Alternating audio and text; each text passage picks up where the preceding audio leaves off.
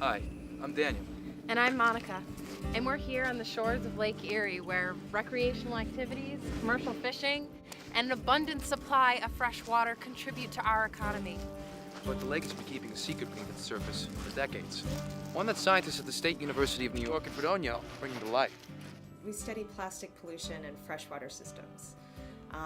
Plastic pollution as an issue has been studied. It started in the world's oceans, and in 2004 the United Nations came out with a report that 80% of what we find in the world's oceans actually comes from land. And this really kind of put the blame squarely on people and our affection, I guess, for plastic.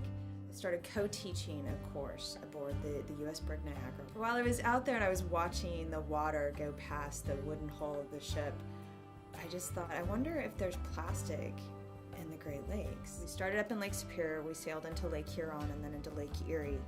90% of the plastic that we captured that first year was in Lake Erie. And a high number of those plastic particles were these small, round, spherical microbeads that we were able to tie to these consumer products. And we analyzed the gastrointestinal tracts of 25 species of fish, and every single species we found plastic. We're interested in finding out about how these plastics in Lake Erie affect the base of the food web. So things like the algae that grow there, and then in particular the animals that feed on algae called zooplankton.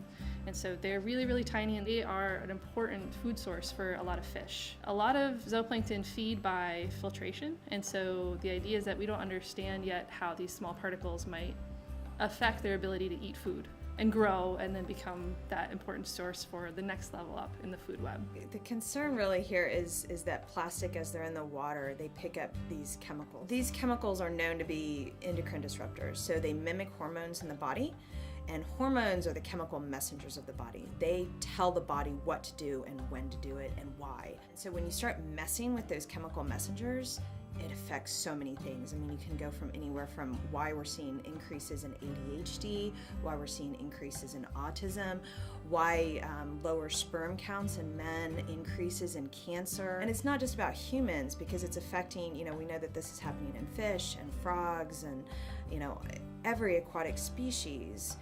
And so this really has kind of dramatic implications with regard to the ability of our species and other species to continue to survive on this planet.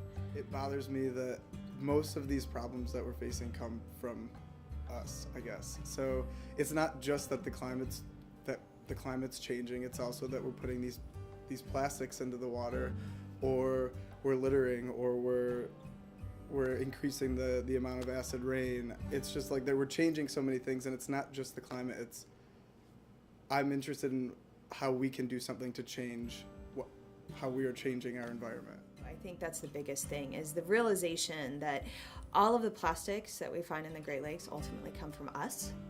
So that means that we're the problem, but the nice thing about that also means that we're the solution, right? So if we can find ways to reduce our plastic consumption by changing the products that we use, for example, by not taking a plastic bag when we go to the grocery store, by not using straws, so many small little changes that we can make in our lives that have dramatic impacts on what we find in the water. I think that's my big thing.